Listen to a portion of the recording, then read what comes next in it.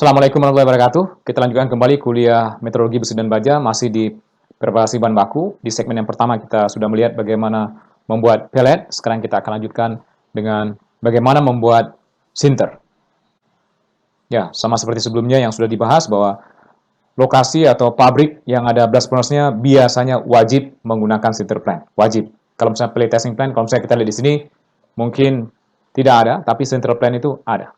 Jadi bahan bakunya untuk membuat, Anda lihat di sini, tidak ada pabrik untuk membuat pellet, tapi untuk membuat sinter ada jelas di sini untuk bahan baku yang akan digunakan ke dalam blast furnace.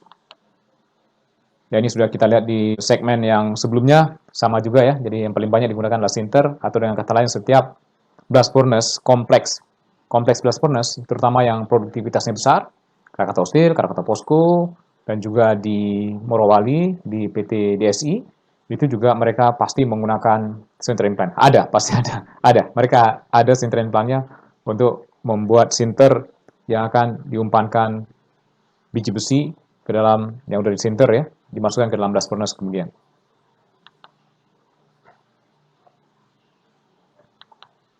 Ini yang sudah kita lihat sebelumnya, jadi sinter ini yang paling banyak umpannya, jadi biji besi dalam bentuk sinter atau umpan sinter itu yang paling banyak dijual di dunia. Baik data sebelah kiri dalam bentuk tonase, ini satunya sudah ini totalnya hampir 2 miliar ton ya. Kita lihat di sini dalam bentuk persentase juga sama. Jadi sinter feed itu yang paling banyak digunakan. Sinter dari biji besi. Jadi sebelumnya kita sudah melihat bagaimana membuat pellet yang bentuknya seperti kelereng. Sekarang kita akan lihat bagaimana teknologi untuk membuat sinter yang digunakan sebagai bahan baku untuk blast furnace. Jadi ini bentuk dari pellet sebelah kiri, ini bentuk dari sinter yang akan kita lihat sekarang ini bagaimana cara membuat sinter ini. Bahan baku untuk membuat sinter ini adalah biji besi, itu sekitar 55,5% dari total bahan baku ini atau raw mix ini. Kemudian circulation component, material-material di dalam pabrik yang masih bisa didaur ulang, itu 4,8%. Contohnya yang bisa didaur ulang ini adalah debu, kemudian milling scale atau mill scale, sludge, lumpur, yang mengandung besi tentu saja ya, yang terdapat di industri besi baja, dan lain-lain yang bisa disirkulasi masih mengandung besi. Kemudian flux atau bahan imbuh, biasanya ditambahkanlah dalam bentuk batu kapur, 12,7%. Kemudian return material, ini material yang digunakan sebagai bed pada saat awal proses untuk pembuatan sinter ini supaya sinter atau grade dari sinter ini tidak rusak. Ini 100%. Yang dibutuhkan raw mix ini dicampur dengan coke grease. Coke grease adalah sebagai bahan bakar untuk membuat sinter. Itu sekitar 2,3%. Coke grease adalah kokas yang berukuran kecil dari proses pembuatan kokas yang ada atau produk samping dari pabrik kokas atau cooking plant. Kemudian air sekitar 5,6%. Ini disebut dengan sinter mix. Jadi prosesnya berlangsung pada temperatur tinggi untuk membuat sinter ini. Dibutuhkan temperatur tinggi untuk menyatukan material-material menjadi lebih besar. Butuh bahan bakarnya bisa coke grease maupun antrasit. Di sini digunakan coke grease sebagai bahan bakar di dalam proses sintering ini. Ini yang diharapkan dari sinter, produknya seperti apa? Sama seperti sebelumnya mengenai pellet, di sini juga ada persyaratan untuk sinter. Jadi biasanya diharapkan besi itu setinggi mungkin, kalau bisa di atas 60%. Ini biasanya bisa digunakan, bisa 50-60%, tapi sekali lagi tidak begitu nyaman. Orang cenderung menggunakan yang besinya kadarnya tinggi, di bawah 50% biasanya dikatakan sudah low grade di sini untuk pembuatan sinter ini.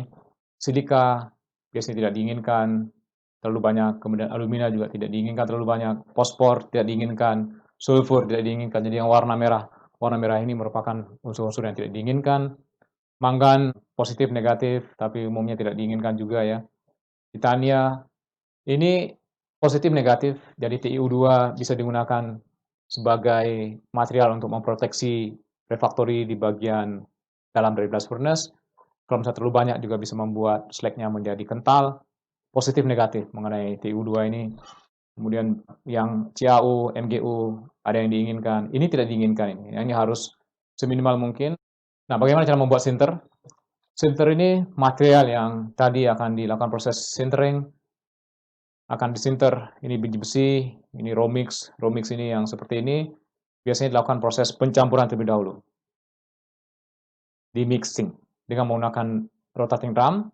Kemudian biasanya ada drum yang kedua semacam membuat pellet awal. Ya, supaya dia menggumpal terlebih dahulu antara satu partikel dengan partikel lain, dia bertemu menggumpal untuk memudahkan proses sintering. Kalau misalnya sudah dimasukkan ke dalam suatu bin ini kemudian diumpankan ke dalam suatu grate yang berjalan. Di bagian sini dipasang burner. Di sini ada apinya. Dia akan bergerak dari kiri ke kanan. Di bagian bawah dipasang pompa pengisap. Dari sini juga digunakan semacam pemisah debu. Di sini pompanya untuk mengisap semua udara dari atas ini diisap. Jadi prinsip dari proses pembuatan sinter ini, kenapa diasap dari atas dari bawah ini? Saya sering mengatakan kepada mahasiswa, jadi prinsip untuk membuat sinter ini mirip dengan orang merokok. Mohon maaf ini saya tidak mengajarkan merokok, tapi prinsipnya mirip dengan orang merokok. Jadi Anda ngisap, ya, sehingga tadinya api ada di bagian atas, api ini akan bergerak pelan-pelan ke bagian bawah. Ini contoh di bagian sini, ini simulasi sinter dengan menggunakan gelas dari kaca supaya dari silika sehingga transparan sehingga orang bisa melihat prosesnya seperti apa. Di bagian atas diberikan burner, di dalam gelas ini atau di dalam tabung yang terbuat dari silika ini atau dari kaca ini dimasukkan raw mix ini yang sudah ada coke breeze-nya, sudah ada moisture, sudah ada raw mix, ya, ini semuanya masukkan ke situ, udah dicampur. Kemudian dipasang burner di bagian atas, di bagian bawahnya disedot. Ada pompa pengisap. Api ini pada detik pertama itu terbentuk di bagian atas. Setelah diisap, api ini akan bergerak ke arah bawah, diisap. Sama seperti orang merokok. Jadi kalau misalnya orang merokok, ini koreknya di atas untuk nyalakan yang pertama. Kemudian setelah itu apinya akan bergerak turun ke bawah karena di bagian bawah ini diisap. Ya, kalau misalnya orang merokok, mulutnya ada di bagian bawah, mulut di bagian bawah. Di bagian atasnya ini korek apinya. Jadi ini akan bergerak ke bagian bawah pelan-pelan. Sehingga di bagian atas ini kalau misalnya orang merokok jadinya abu rokok, kalau misalnya di sini menjadi sinter. Di sini produknya yang sudah tersinter bagian atas. Ini pada detik yang lain ini akan bergerak ke situ. Jadi ini terus bergerak ya. Ini pada menit berikutnya ini perasaan dia akan selesai. Kemudian selesai proses sintering ini. Yang terjadi di sini juga sama. Jadi di bagian atas ini dibakar, kemudian di bagian tengah ini semuanya disedot ya supaya apinya yang tadi di bagian atas turun ke bagian bawah sampai selesai. Atau secara skematik juga bisa dilihat di bagian atas di sini. Ini burner, ini koreknya. Dia akan bergerak ke sana. Ini udara yang disedot dari bagian atas masuk ke sini. Yang ini apinya yang tadinya di bagian atas, kemudian seiring dengan berjalannya waktu, api itu ada di bagian atas sedikit, kemudian di bagian tengah, hingga suatu saat selesai, api ini ada di bagian bawah. Ada seperti ini posisinya, artinya sudah selesai. Jadi sekali lagi, kalau misalnya Anda membayangkan bagaimana proses sintering ini, ingatlah bagaimana orang merokok. Sekali lagi, saya tidak mengajarkan Anda untuk merokok, tetapi prosesnya mirip. Itu juga yang mengajarkan kepada saya terlebih dahulu, sudah agak lama, waktu saya sekolah dulu di Jerman, profesor dari Jerman. Sebelumnya juga saya tidak mengerti proses sinter, tetapi begitu beliau menceritakan kepada saya bahwa proses dari sintering ini prosesnya mirip dengan orang merokok. Jadi kalau misalnya Anda ingin memahami sintering, ya lihatlah orang merokok. Itu prinsipnya. Jadi seperti ini persis terjadi. Di bagian bawah ini, kalau misalnya kita lihat tahap per tahap, di bagian bawah di titik di sini, di garis ini ya, di bagian bawah ini terjadi penghilangan dari air. Mengapa? Karena ini panas, itu disedot sampai ke bawah, sehingga terjadi panas ini masih bisa digunakan untuk terjadi penguapan air di dalam bahan baku sinter ini. Kemudian di sini terjadi proses pembakaran, di mana coke breeze tadi, jadi harus ada coke breeze atau antrasit bisa juga digunakan. Kalau bukan antrasit ya coke breeze digunakan sebagai bahan bakar di dalam sintering ini. Di sini terjadi proses pembakaran atau reaksinya atau apinya atau zona yang ini, yang ada apinya. yang ini, co-combustion and sintering. Kemudian di bagian atasnya sudah selesai, terjadi proses pendinginan karena ditarik terus-menerus udara dari luar. Jadi udara ini bisa mendinginkan menjadi katakanlah tadinya 1400 derajat Celcius, tetapi masih tinggi ya, masih sekitar 800-900 derajat Celcius begitu keluar di sana di produk akhir dari sinter ini. Produk yang keluar di sini dipasang crusher karena bentuknya seperti bongkahan-bongkahan keluar di sini. Kemudian dipasang saringan yang ukurannya lebih dari 5 mm. Ini digunakan sebagai ya 5 sampai 40 atau 50 mm atau 10 mm digunakan sebagai bahan baku atau dikirim ke blast furnace. Kemudian yang kecil ini yang kurang dari 5 mm ini disirkulasi kembali. Dan ini dibutuhkan. Kalau misalnya nggak ada, harus ada material ini. Kenapa ini dibutuhkan? Dan ini materialnya biasanya tanpa dicampur dengan kokas. Jadi sebagian dicampur dengan kokas untuk dialirkan ke sini, sebagian tidak. Ini sebagai pelindung, grade pelindung dari material besi ini. Jadi sengaja dipasang supaya material ini tidak rusak. Jadi Anda lihat, kalau misalnya Anda merokok, Anda merokok tanpa puntungnya, tanpa puntung rokok. Anda akan menghisap sampai habis, sehingga bibir Anda juga bisa terbakar. Nah ini untuk melindungi supaya bibir tidak terbakar, bibir Anda tidak terbakar gitu ya, karena Anda merokok, Anda menghisap, ada api yang akan masuk ke situ, makanya dipasang atau diberikan material yang tanpa dicampur dengan bahan bakar di sini. Itu digunakan di bagian bawah. Bisa saja dia hanya terjadi proses sirkulasi terus di situ. Jadi ini yang ada di industri, bahan bakunya ditambahkan dari atas, yang sudah dicampur raw mix tadi, masuk ke situ, ke atas bed di sini, ini akan bergeser, dari situ dia akan keluar ke sini ya, arahnya bergerak. Kemudian di sini ada burner dipasang, ada 7, 5 tergantung dari lebar dari sintering mesin ini. Setelah itu terjadi proses sintering ini di bagian atas, di sini semuanya ada udara di sini, itu di bagian bawahnya dipasang pompa penghisap sehingga udara di sini di bagian atasnya dihisap, terjadi proses sintering. Ini bagian atasnya Anda lihat warnanya sudah agak hitam, dan ini bagian atasnya semua udah jadi sinter ke sini. Apinya yang tadinya di atas berubah pelan-pelan, di detik di sini kalau bisa dilihat sudah di bagian tengah. Jadi apinya sekarang sudah ada di sini. Ini ignition zone, ini ada di sini. Ini temperatur profilnya kira-kira digambarkan seperti ini. Di maksimum sekitar 1400 derajat Celcius, ini terjadi proses sintering, atau di bagian bawah terjadi proses pengeringan, jadi airnya keluar terlebih dahulu, drying zone. Sini H2O menjadi H2O gas. Kemudian kalau misalnya air kristal juga itu juga akan keluar. Setelah itu terjadi proses pembakaran, ya karena di sini tadi di bagian sini atau di bagian di sini tadi terjadi proses pembakaran di situ. Di bagian atasnya terjadi proses pembuatan sinter. Ini temperaturnya bisa sampai 1400 derajat Celcius. 1350 atau 1300 sampai 1400 derajat Celcius, atau maksimum di orang mengatakan antara 1200 sampai 1400 derajat Celcius. Di sini terjadi reaksi reduksi sebagian, ada FeO yang terbentuk dari Fe2O3 atau Fe3O4. Setelah itu terjadi juga proses kalsinasi. Kalau misalnya ada CaO3 yang ditambahkan, tadi ditambahkan batu kapur akan menjadi CaO. Kemudian juga antara CaO dengan FeO membentuk ikatan. Ini yang menyebabkan sinter ini kenapa dia kuat, karena terjadi proses pembuatan atau terjadinya ikatan antara CaO dengan Fe2O3 atau dengan SiO2. Dia akan membentuk ikatan-ikatan di dalam biji besi ini di permukaan antara satu biji besi dengan biji besi yang lain sehingga dia menjadi kuat. Setelah itu di sini terjadi proses pendinginan di bagian atasnya.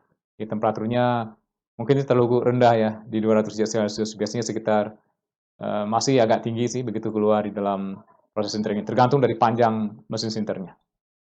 Ini dari satu sumber, mudah-mudahan saya tidak dikomplain oleh perusahaan. Ini sinter yang dipasang di Indonesia oleh POSCO, ANC.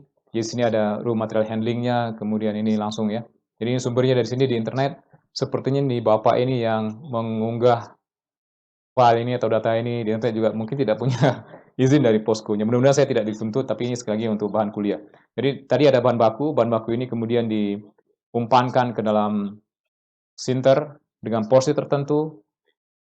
Ada biji besi di situ, ada coke breeze, ada flux-nya, ya, kemudian ini proses pencampuran awal, mixing dengan menggunakan rotating drum atau drum berputar, yang bisa dikatakan dengan sudut tertentu. Setelah itu dibawa ke rolling drum. Di sini semacam terbentuk pelet-pelet yang kecil. Setelah diaduk, ya, terbentuk pelet, jadi supaya menggumpal awal. Setelah itu baru diumpankan ke dalam bin dari ini disebut dengan source hopper yang terdapat di atas dari mesin sinter ini. Ini pasang grizzly screen, kalau misalnya ada material yang besar, itu akan masuk ke situ dan bisa dibuang supaya tidak mengganggu proses ini. Ini baru diumpankan ke dalam mesin sinternya, diumpankan ke dalam gridnya, ke atas gridnya. Ya, ini gridnya yang berputar, Anda lihat.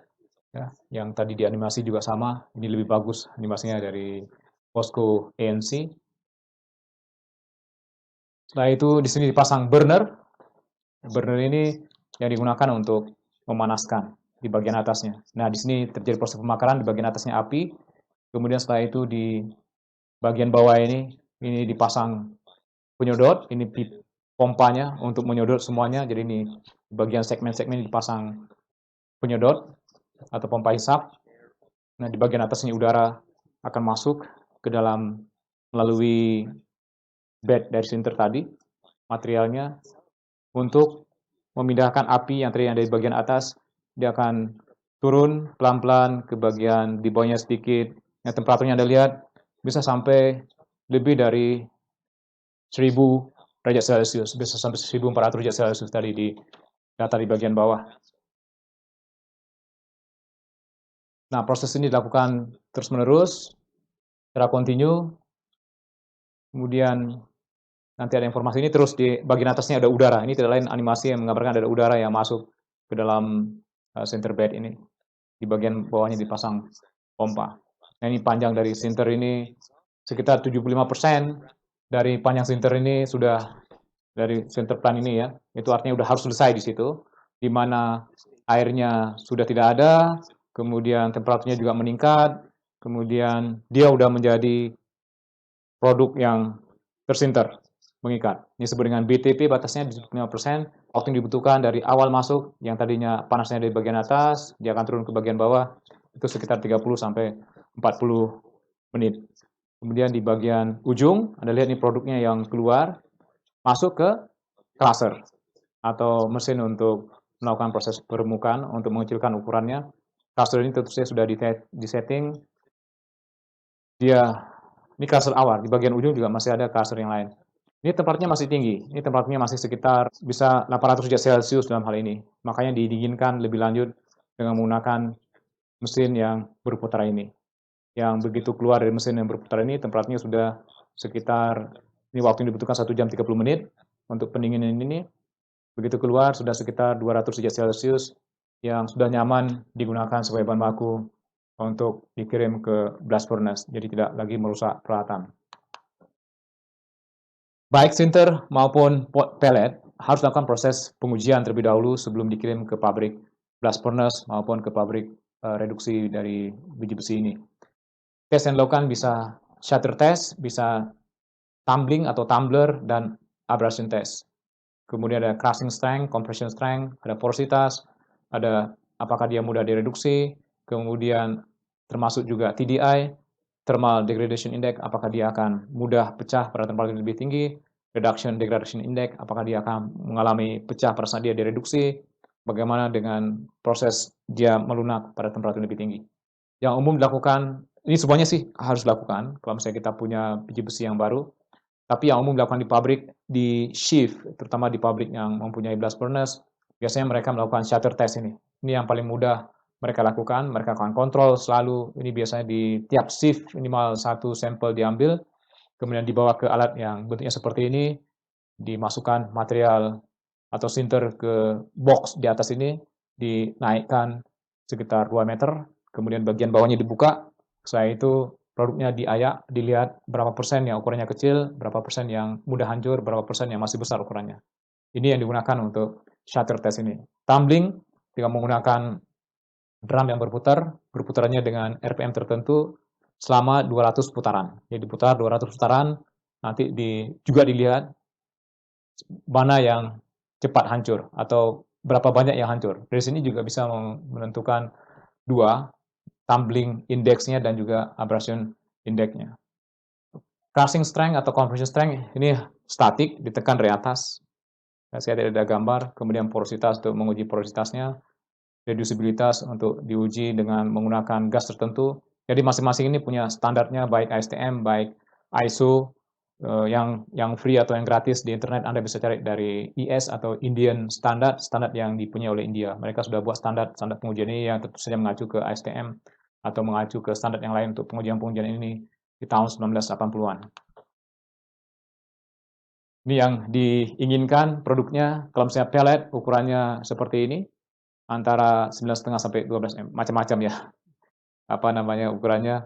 Kemudian abrasion index-nya 5% yang didapatkan dari tumbling test tadi, dari tumbler. Kemudian tumbler index-nya 94%. Artinya 90% ukurannya masih sama seperti awal, sekitar 6% itu sudah di bawah 5 mm. Ini untuk sinter atau lamor, ini 65%. Ini contoh beberapa pabrik di Eropa mengenai tumbler index ini, untuk sinter ini terutama ya. Untuk sinter, ini ada mengatakan bahwa antara 63 itu minimum, kemudian maksimum di 79.